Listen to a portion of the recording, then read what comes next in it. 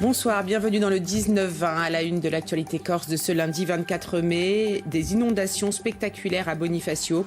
Les eaux ont subitement envahi les quais du port et les rues de la basse ville. Des inondations dues à un phénomène naturel exceptionnel. Une cinquantaine d'établissements a été touchée par cette montée des eaux. Nous serons sur place dans un instant avec Clément Tranchon. Un phénomène naturel s'est produit avec une exceptionnelle intensité aujourd'hui à Bonifacio. En fin de matinée, l'eau a subitement inondé les quais, s'infiltrant même jusque dans certains commerces. Une cinquantaine d'établissements auraient subi des dégâts liés à ces inondations. La ville va engager une demande de reconnaissance de catastrophe naturelle. Clément Tranchon, Jacques-Paul Stéphanie. Ouverture annulée. Ouverture annulée. Des masses d'eau qui débordent du quai et inondent les terrasses. La caméra de vidéosurveillance de ce glacier capture la scène en direct. En quelques secondes, l'eau submerge restaurants, hôtels et magasins.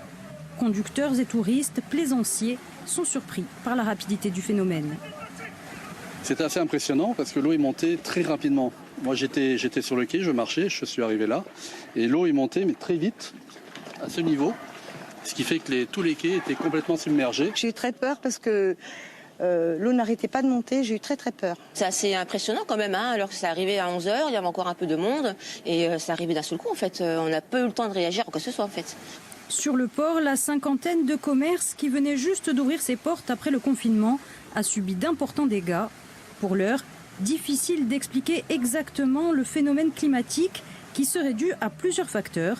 Pendant 3 heures, l'eau a connu un mouvement d'oscillation montant et descendant avec une amplitude pouvant atteindre les 2 mètres. Alors, c'est un phénomène qu'on connaît. C'est pas quotidien, mais qu'on a l'habitude de connaître. Mais néanmoins, à cette période de l'année, avec de telles amplitudes, de telles proportions, c'est vraiment une découverte. Et ça vous inquiète ça ? Ça nous inquiète. On a fait des travaux sensiblement il y a 10 ans sur le port, en rehaussant le niveau des quais.